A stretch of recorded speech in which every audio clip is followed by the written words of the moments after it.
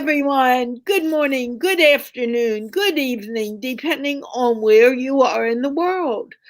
For me, I am in Washington, D.C., and it is late afternoon.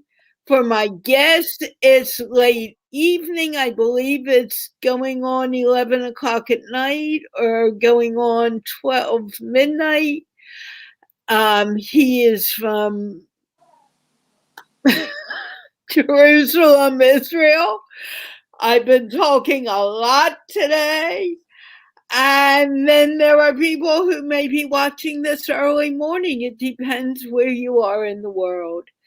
I am here to speak with Mounir Kleibo. I think I'm pronouncing it correctly. You can correct me in a moment. And we're going to talk about his work, his life, his work, and his passions. And he should be very, very interesting to talk to.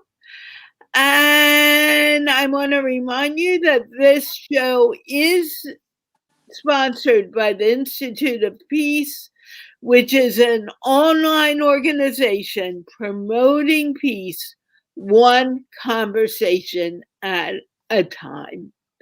Having said that, Mounir, if I'm pronouncing your name wrong, please let me know. Let's get to know you. Can you please introduce yourself?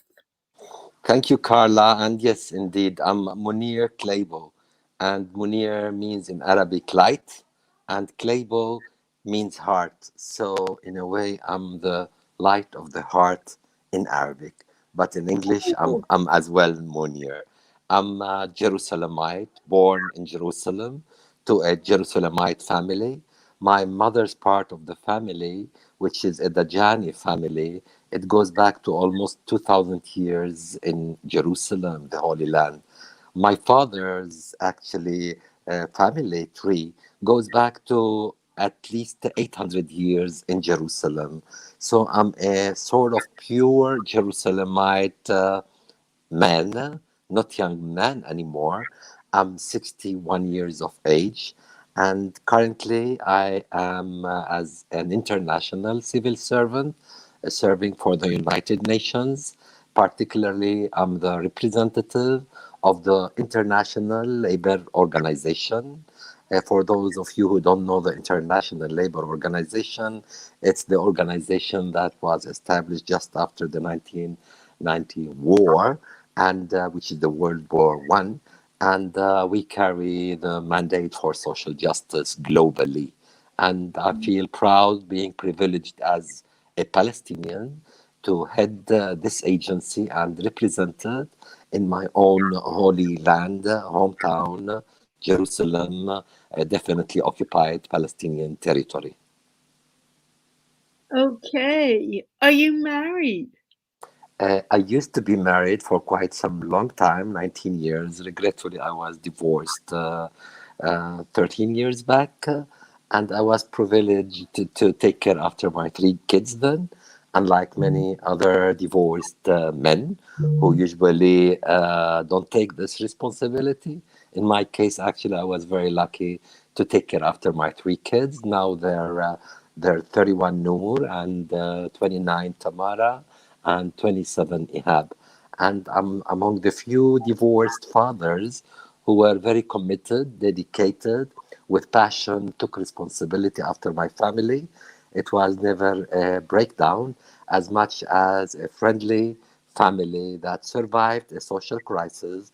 But ever since I enjoy it, and I feel that it was a privilege to play the role of the mom and the dad at the first time. Thanks to my mother and father, who really contributed to my divorce positively, and they helped me bring up the kids and take care after them and take care after my work as well, because I'm a senior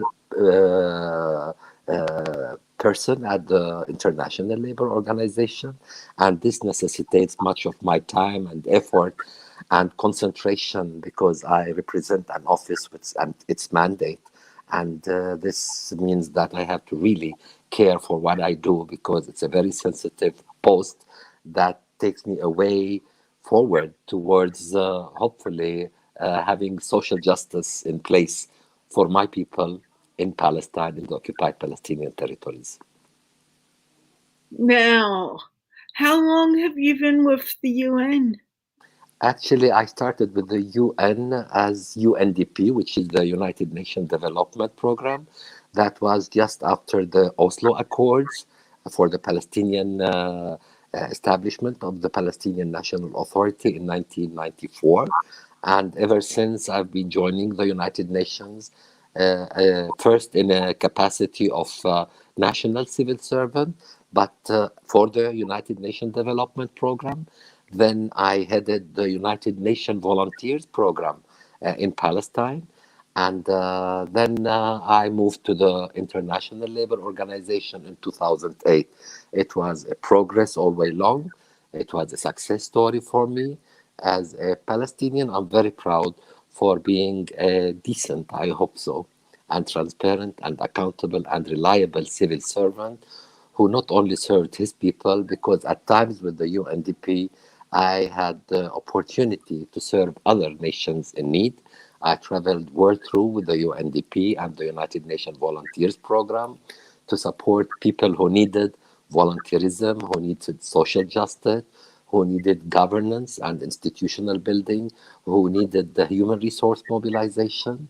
I managed many programs that had to do with institution building, with democratization, with fighting corruption, with social justice, with integration of people with disabilities, with employment and employability, and with serving people all over, mostly my people, but definitely I was privileged through the United Nations to go to as far as Kabul, Afghanistan in 2002, to Cairo, to Lebanon, to Syria, to Jordan. Really privileged to having had this great opportunity as a Palestinian to represent my people, but as Munir to prove to my family and my friends and my people that we Palestinians can make it even during hard times and hardships, because if you have the will, then the way will be paved for you easily.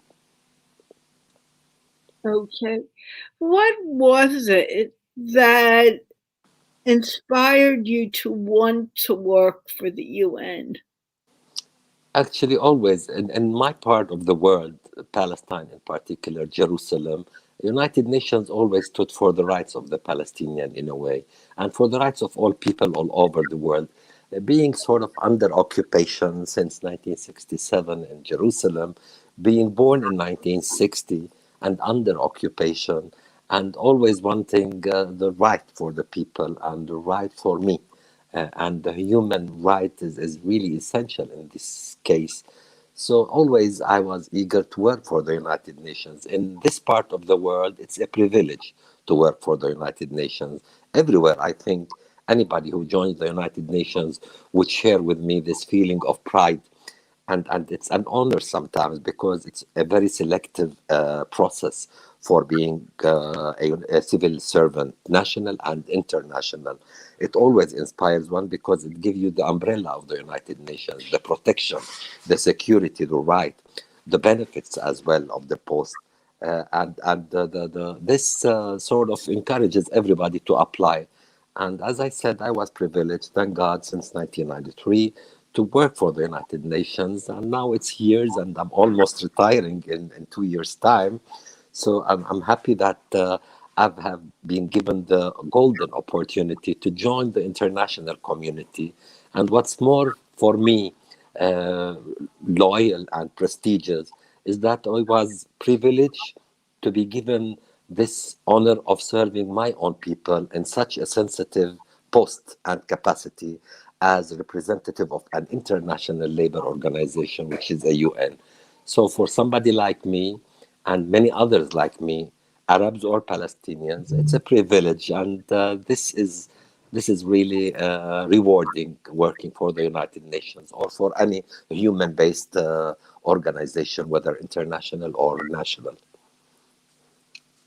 Now, in the United Nations, from my understanding, and please correct me if I'm wrong, but it's always been my thinking, is that the United Nations sees the world as one big family instead of all differences. Is that what is actually happening in the United Nations, or is it different countries and they're kind of saying, okay, I'm from Scandinavia, so I'm not interested in what's happening in South America? No, as United Nations, it's United Nations everywhere and almost anywhere in this globe. We share the same system, the same mandates. If it's a specialized agency, the same concept, the same way of doing businesses. But sometimes it's not the United Nations, it's the hosting countries and agencies that have the differences and that not necessarily abide by the global understanding of the United Nations interferences. But as United Nations, we stand equal to all and we have the same practices.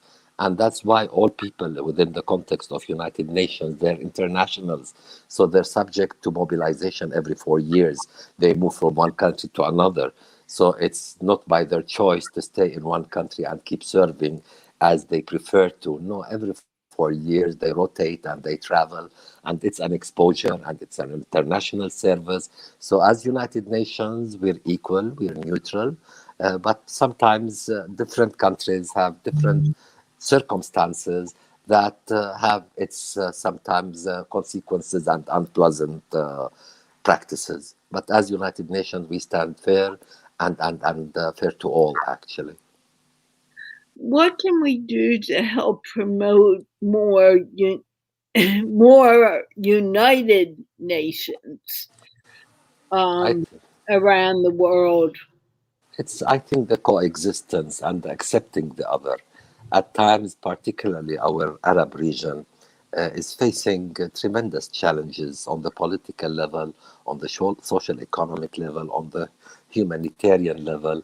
Lots of political unrest in the region, particularly the Arab region, that I think unity in the first place, coexistence, accepting the other, trying as much as possible to start with social justice and rooting the social justice, bringing in the principles, the good principles of social justice, equality to all, fairness to all, dignity to all, decent works, people with disabilities being put together in a better enabling environment that may employ them and bring the best out of them. Women empowerment in particular and equality to women and ending violence. These all sorts of interventions that are very supported highly by the United Nations all over, that definitely if we put these principles together, that United Nations can have a united world together. But in certain cases, maybe sometimes it has to grow bigger so as to go back smaller, as we say in Arabic. So problems now in the region and in the world, add to that COVID, add to that the very recent war on Gaza and other disruption in Jerusalem and in the region, whether it's Iraq, whether it's Jordan, whether it's Lebanon, Syria. The whole region is not at ease. The situation of the region is unpleasant when it comes to facts on the grounds. But I think what we need at this time, at least in the Arab world, for the Arab world and Arab countries and Arab people to unite together, unite for the peace, not for the war, to unite for social justice, unite for social protection, unite for social security, unite for dignity for the people, unite for employment possibilities, unite for prosperity, unite for things that have to go beyond the scope of differences and political arguments and challenges and what have you. So it's unity. People have to unite first here, and then it's contagious when you have a region, like getting its acts together. That it's contagious. Other regions will follow. But right now, and all we needed to make it worse was the COVID. The COVID comes with unpleasant impact and circumstances that we really have to make sure that we fight COVID, but not only fight it, we learn from COVID. that definitely we can rebuild a world, but rebuild it in a better way if we unite, if we take care after the people, if we really take care after the older people, after the health insurance of the people, the social security, the social protection, if we take care after employment, so that if such a virus hits again as it's hitting right now, at least we would have systems in place that would preserve dignity, that would make sure that whatever happens, these people have a system in place that would give them dignity by end of day, that would have generate income for them to at least be able to face the challenges of such viruses and other viruses, hopefully not to come. How, to me, creating peace around the world and uniting the world includes good communication. And I'm wondering how you define communication and what we need to do in the world to make communication better. Well, if it's communication, definitely communication is very important. But first, you have to have the integrity. You have to have the dignity. You have to have the honesty. You have to have the loyalty. You have to be able to justify your message before you're sending it out. You have to be serious. If you're talking about peace, you have to be serious about peace, not a piece of paper that I sign to show the people and the international powers that I'm entering into a peace treaty, for instance. No, you have to believe that this is the peace. The peace will bring peace to the peoples. People that are fighting will no more be fighting, will be put together.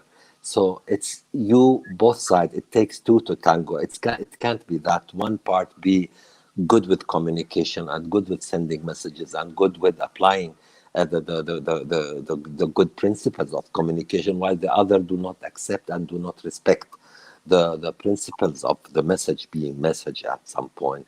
So it's all about messaging, but messaging with a sincere approach, messaging with honesty. And like in our case, the Oslo, for instance, was meant to be a peace treaty, an agreement for peace between two nations, 1993. The whole world was happy.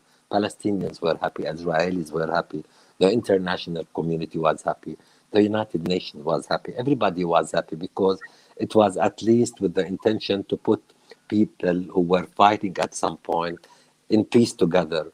But regretfully, it never was the case because it was never really an honest and a transparent agreement for peace. So people have to be more serious about such agreements for peace and such treaties for peace and such communication for peace. You have from within to feel that this is something. We need another Jesus Christ. We need another Gandhi. We need another Mandela. We need such models to really go into the peace process and the unity and the honesty and the loyalty and the commitment to what you say and what you commit to and what you want to do. So it takes great people, noble people, people who are really exceptional to do this sort of exercise and make it happen. It takes not another prophet, but a messenger of peace. They're not around a lot, actually. These messengers of peace now are rare. We have to make sure that we invest in the younger generation, in the youth, and hopefully bring them back to the roots. I see that people currently have lost values and principles, social values. Behavior is different. The social media, the openness, the one word, huge word, all in a net web, all put together. I think that we need to invest more on values and on ethics, not business ethics. More needed is the social ethics. We have to once more retest our bringing up our kids' capacities and education and means and ways of transferring these values to the younger generation. Social media is not helping a lot because kids are exposed to so many things that are uncontrollable. But in such a situation, we have to pay more attention to how we bring up this generation and how to create young leaders who not necessarily are prophets in a religion mode, not at all, but good messengers for good ideas, good thoughts, good intentions, peaceful, you know, approaches. When we, okay, do you think that maybe some of these disagreements between different countries and different ways of life come because people don't understand each other? They don't understand what really is going on? I think it has to do not only with people. People sometimes are victims, not by their own choice, by the choice of their leaders and politicians. I'm sorry to use this expression that I always use. It's not an expression, it's a say, I think, I don't know who said it, that politicians, with all respect, are like diapers. You have always to change them for the same reason. Sorry for the expression, they are full of shit. So, so regretfully, I'm sorry for that, but this is something that I read way back, and it's becoming more true to me that it's politicians that are ruining our lives. When I take my case as a Palestinian living in Jerusalem under occupation, I can see myself sometimes coping with the Jews as brothers. As a Muslim, I refer to Jews and Judaism as a religion that I respect in my book, and my prophet respects it. And I think that I can definitely live with them. I have no problem living with Jews. So it's me and them, we can live together in peace. But it's the politicians behind it that ruin it up from all sides and from all areas, and not by meaning by politicians from our side and from my region. No, it's politicians all over. They mess up things.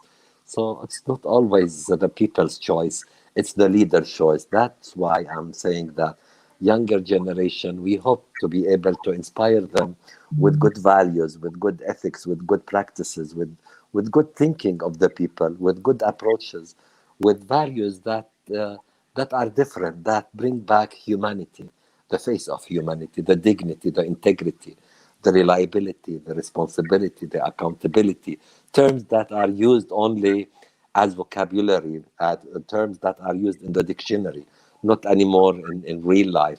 We have to give life to these statements that I give. And if we do so, it will take us time.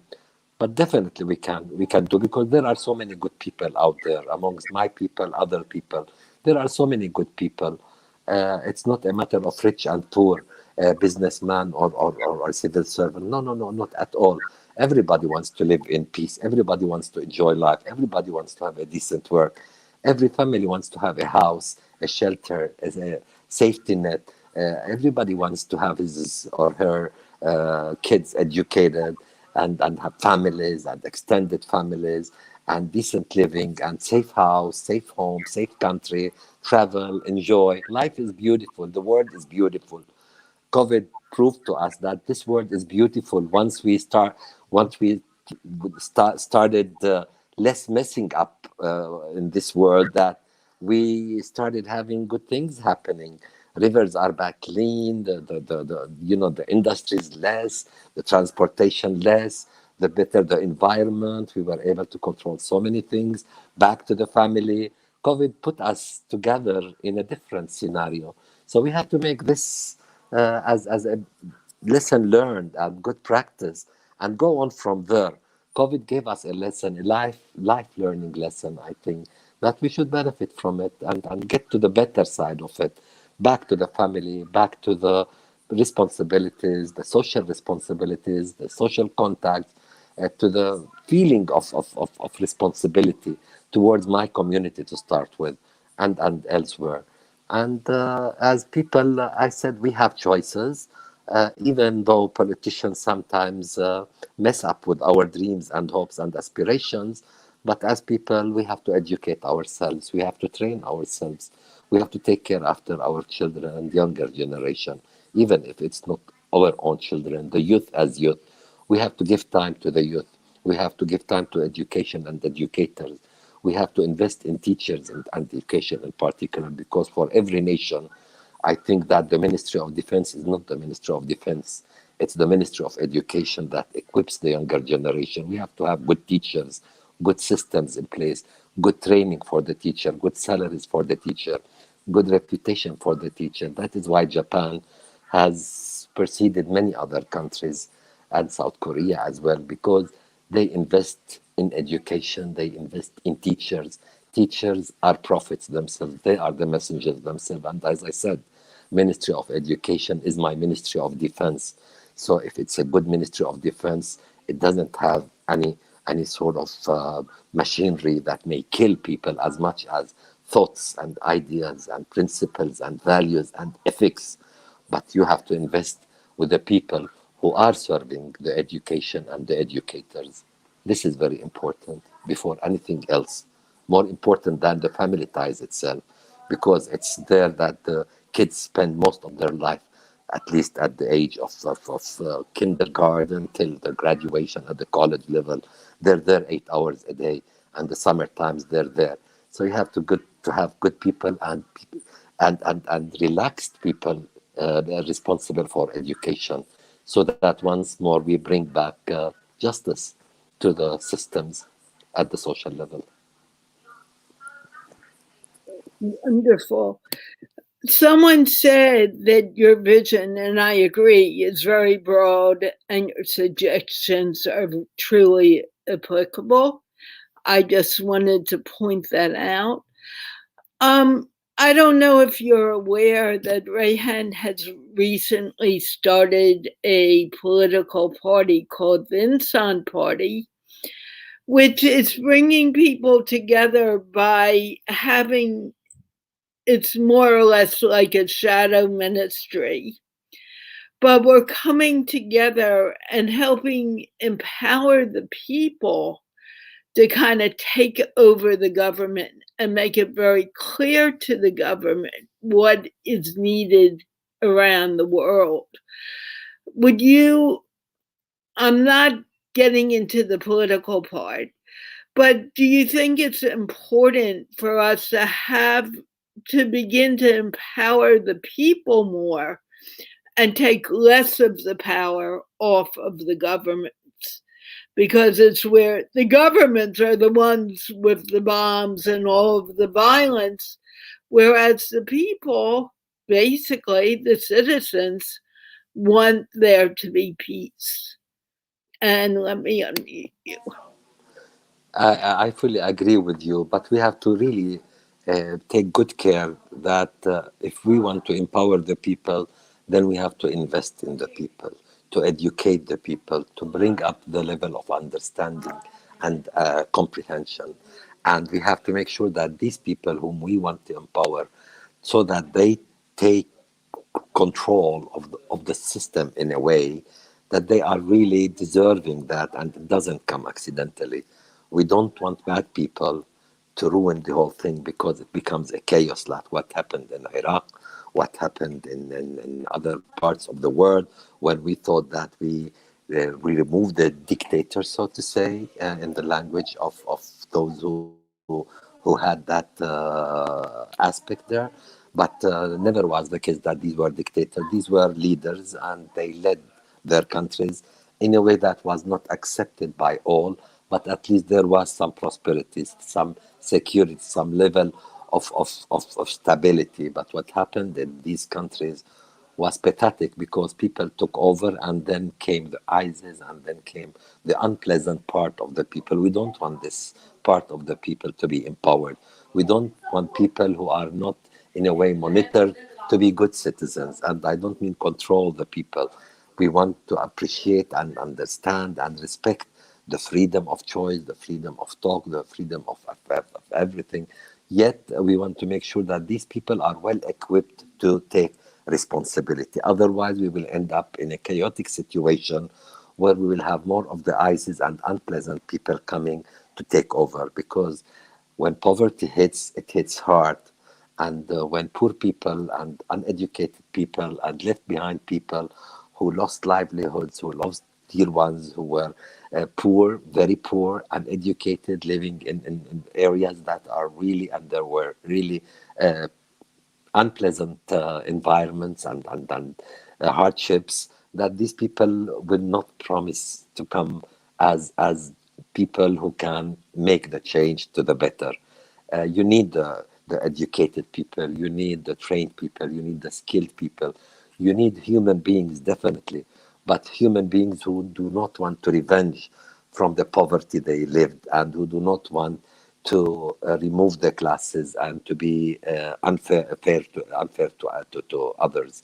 So we have to make sure, once given the people the right to take over, and it doesn't happen that people can, govern themselves. You have to have a system in place. It's the government, but if good people are trained to be good people, then they may be good governments and good governance and good ministers and good counselors. So they're, by end of day, people just like us. But sometimes the status and the post and the system corrupts. But these people are people like us, who are very well educated and who are very well brought up and with good will. Yet sometimes it's the system that corrupts these people.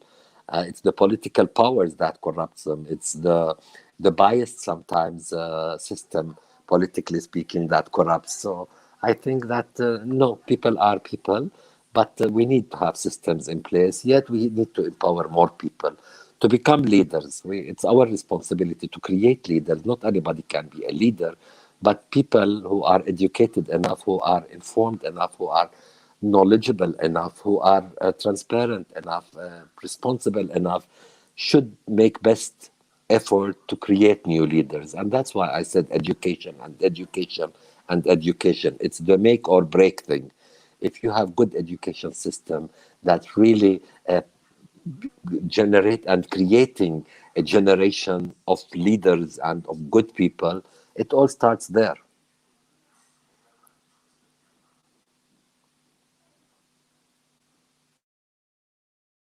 Setup, the, the setup that Rehan is setting up is to create that, because there are ministries, a minister, and under the minister is the mayor of the area. I'm forgetting the whole structure, but it is to make sure that the craziness throughout the world gets a little more controlled, and we start helping people because they want help. I'm very excited about it. I'm involved in it myself. I feel very strongly that in order to create peace, communication is needed, and the fears need to dissipate. And I'm wondering how you would want to create a lack of fear by people communicating, beginning to talk to each other who are different from each other, instead of always talking to, oh, that person is in my religion and I can talk to him because of that. But we need to cross those boundaries of the world and unite them. What are your ideas on doing that? And you're muted. Actually, definitely, it's communication. It's rather dialogue. There has to be a dialogue, and dialogue is sort of communication, but dialogue is very intensified, is very not philosophic, it's very programmatic. So when we talk about dialogue and communication in that aspect, we talk about knowing exactly what you want to communicate. In cases of peace in particular, it's not an easy dialogue, it's not an easy channel of communication, especially if you have wars between nations, if you have bloodshed, if you have sad stories, if you have people on both sides who lost dear ones, if you have statistics that tell you there's been sort of unfairness and injustice, and so many bad things took place, to the level that people could not anymore uh, be put together and bring their acts together because simply of the history they lived, of the agony they lived, of the sadness they lived, of the good ones and people they had, of the sad stories that took place, of as I said before, of bloodshed, of losing so many things besides people. It's the community, it's the security, not feeling secured for years would never put you at ease talking to the person who is the reason behind your sadness and feeling of instability. So it will have to take much time and much genuine efforts to invest in the two sides at the same time and no bias. You need a neutral body to put them together. They cannot be put together to solve their own problems. Definitely, they need an outsider to play that game of neutral person, mediator, who would definitely bring them together with good willingness, not biased, not standing to one side. And it's very important for this neutral body, this neutral side, to play it right, to play it decently, to play it as people to people, not politics and not economics and not benefits and not interest to private sector or to politicians or to government.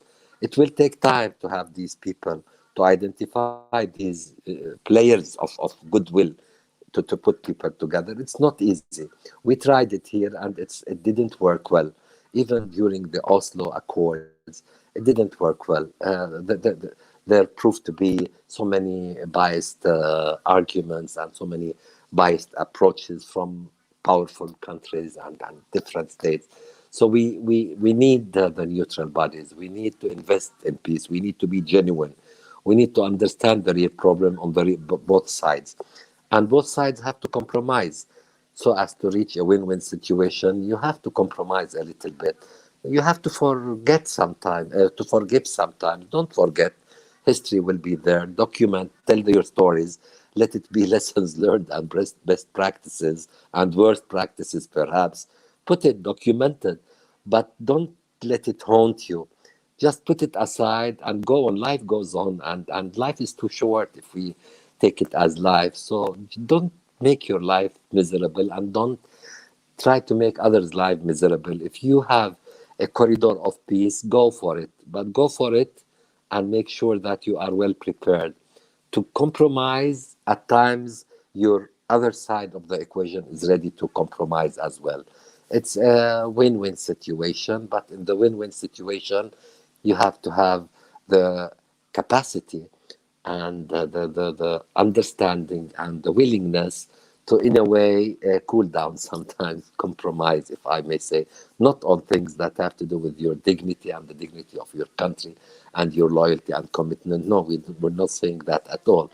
But sometimes it's amazing how good willingness brings people together. But you cannot do it at times of wars. You cannot do it in a state of battle and confrontation and bloodshed and bombing and rocketing and corruption and fighting corruption. And no, it needs a better enabling environment to be able to invest in people wanting. It's the willingness to start with, the readiness.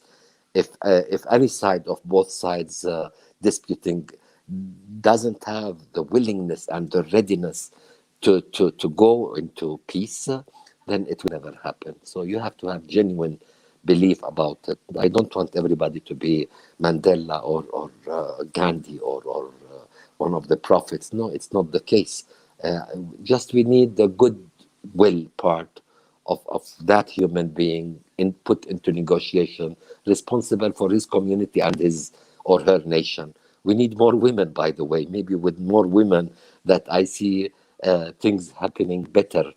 I don't know why it happened that whenever you have a ruling woman in the highest position, even being mediator among disputing nations, that they do a better job. We need to more have women in place and in power, and as negotiators and mediators, maybe because the motherhood part of them, the biological nature of the woman has this peacefulness inside. So we have to invest in that and see more women negotiators, not Mr. and Mr. and Mr., but rather Miss and Miss and Miss, putting people together, because I think the mother approach is needed there. They need a mother and a grandma. They need the godmother, not the godfather, to put them together. It's never been the case that women mediators and negotiators were put and tested in such positions. But I think that we should strive for that. And I believe if women take this role, that they will be much, sorry, loyal and honest and committed to having real and genuine peace, peace that would people, good people the opportunity to better be them, because all people are good unless the mediators are creating sometimes the problem.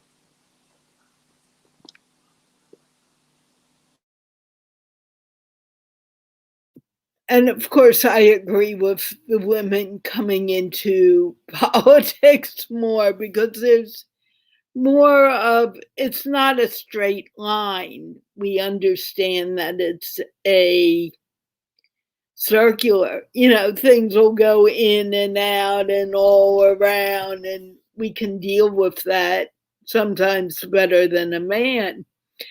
I have one last question and then we will begin closing. I wanted to ask you, um, for the past 4 years, I've been talking to people around the globe and doing this online in order for people to begin to understand that we may be different, but we all have a lot of the same ideas. Do you think these one on one conversations will help grow peace around the world? It has to start somewhere. And it has to start with people like you who believe in what they do, who do it on voluntary basis. I'm sure you're not paid money to do that. At your age, with all respect, we're senior citizens now.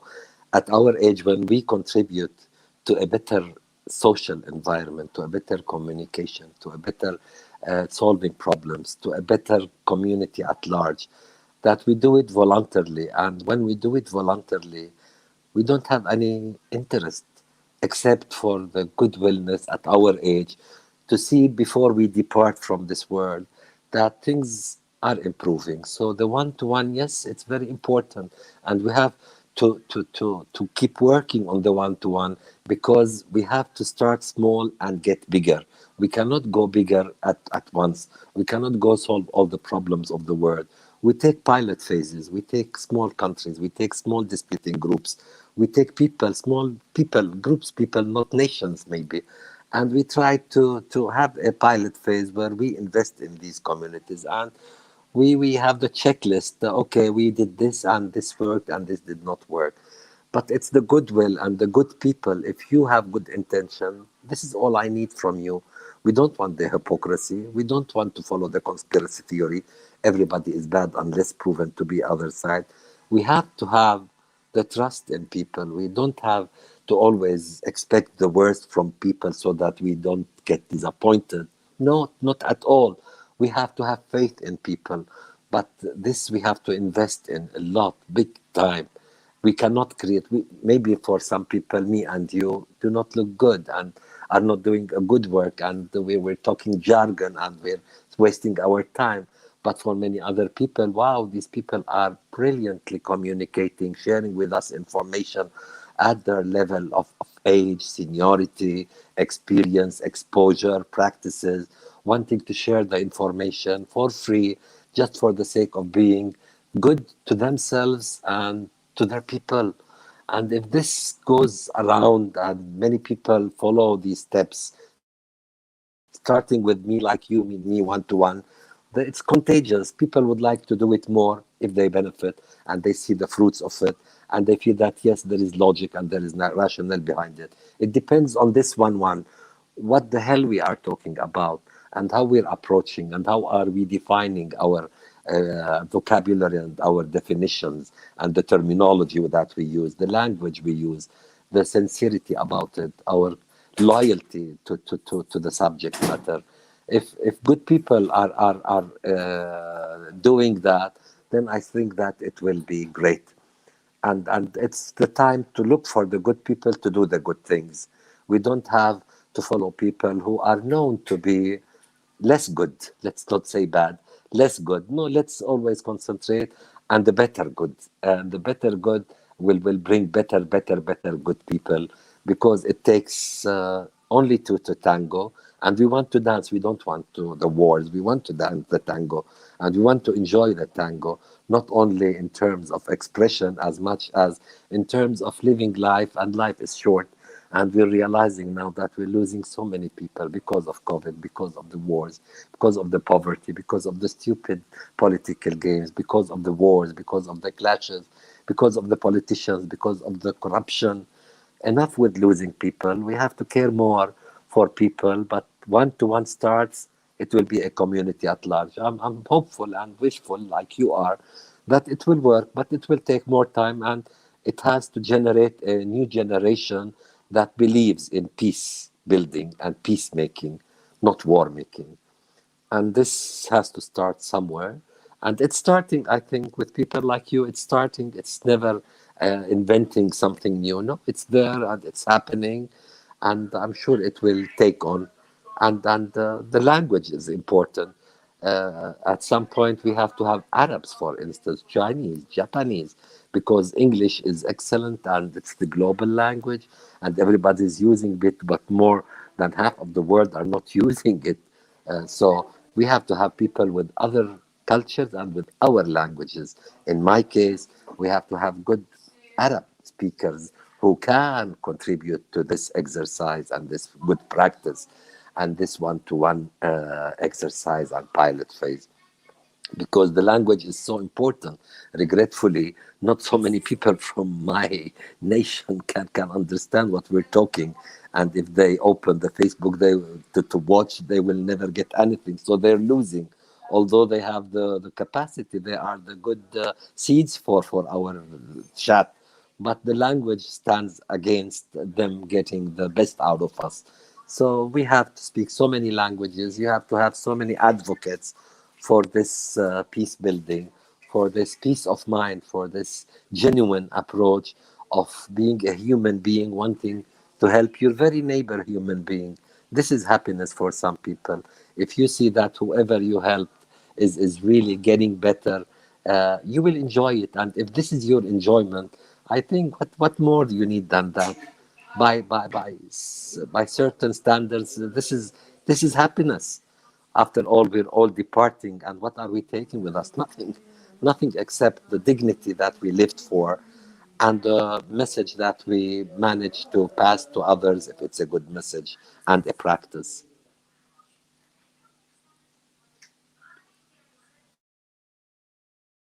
Thank you so much, Mounir, for speaking with me tonight. It has been very informative and very interesting, and I'm so happy you would spend the time with me. With that, we're going on an hour, so I'm going to close the show now. I want to thank Mounir, and I'll let him say something in a moment. And I want to thank the Institute of Peace for sponsoring this conversation tonight and helping us develop a peaceful attitude with everyone in the world. Mounir, do you want to say just a few words right now? To end the show of just a few words of wisdom. Few words of wisdom, actually, for somebody like me here in the Jerusalem, the holy city. I would just pray for peace. Peace not only here, peace everywhere, but definitely I would struggle for peace in Palestine. I would hope that a day will come when Palestine and Israel will be living next to one another peacefully. Nations will be enjoying the holiness of the place, the beauty of the place. This is one of the most beautiful. I've traveled all the world through, but the best for me remains to be my holy land, and I'm ready to share it with my cousins, provided that it's a peaceful and just state of living together. So it's peace, peace, peace, and this is all I want right now for my people and for my neighbors and for the region and for the globe. And inshallah, it happens. It happens with good people like you and like the friends you have over here. And hopefully, it will work for all of us. No more bloodshed, no more losing lives, innocent lives. We want our younger generation to live with a dream that would take them to wherever they wish to go because they have the right to dream and the right to be educated and the right to play and live in peace and prosperity. Thank you very much for making the time and taking the effort to put me with you. I'm honored and I feel that this is a privilege for me as Munir to start with, but more important, as a person who believes in humanity and in good people doing good things for people. Thank you. And good night from me. Thank you so very much, Munir. It is getting late for everyone, and I want to thank you for speaking with me, and thank the Institute of Peace for sponsoring this wonderful conversation. And with that, we will wave goodbye, Munir, and I will be back for more interviews. And remember to subscribe to my YouTube channel, Gigglefest University.